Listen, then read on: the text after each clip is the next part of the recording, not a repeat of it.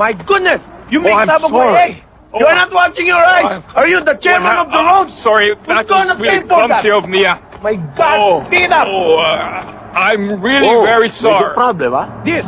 You son of a bitch! Well, you know, and, you! Oh, what?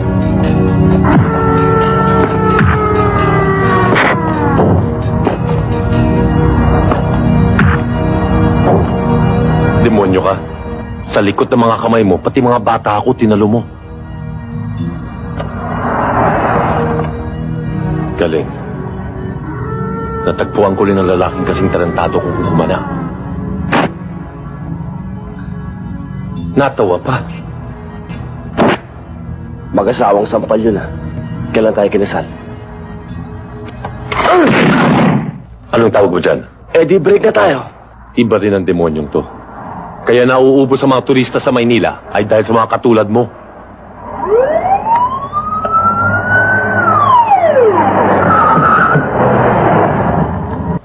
Anong gulong nangyari dito? Ha? Ikaw, Sandali! kasama mo ito? Sandali. Ha? Itong dalawang loko-loko, dinukutan yung turista. Ayun ang puti. Hey! This is your wallet, right? Yes, that's my wallet. He's right, officer. That's my wallet. Dali nyo. Ikulong nyo. Kung walang pampiyansa, bulukin nyo sa bilibid. Pasensya ka na, nabitin yung honeymoon natin. Dumating yung mga gwardiya sibil, Tira sa presido. Ano pangalan mo?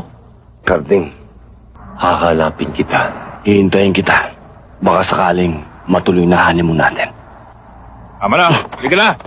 Mabuti pa siguro umuwi ka na sa bahay. Di ba magkasama tayo? Umuwi ka na. Salamat ho. Ba't nandito ka?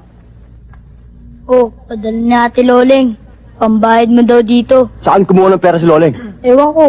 Basta nung dumating siya kanina sa bahay, nalalambot. Puro dugo yung palda niya. Alam mo, Kuya Arding, may suot siyang kwintas. Ang ganda. Ganyang kalaki, oh.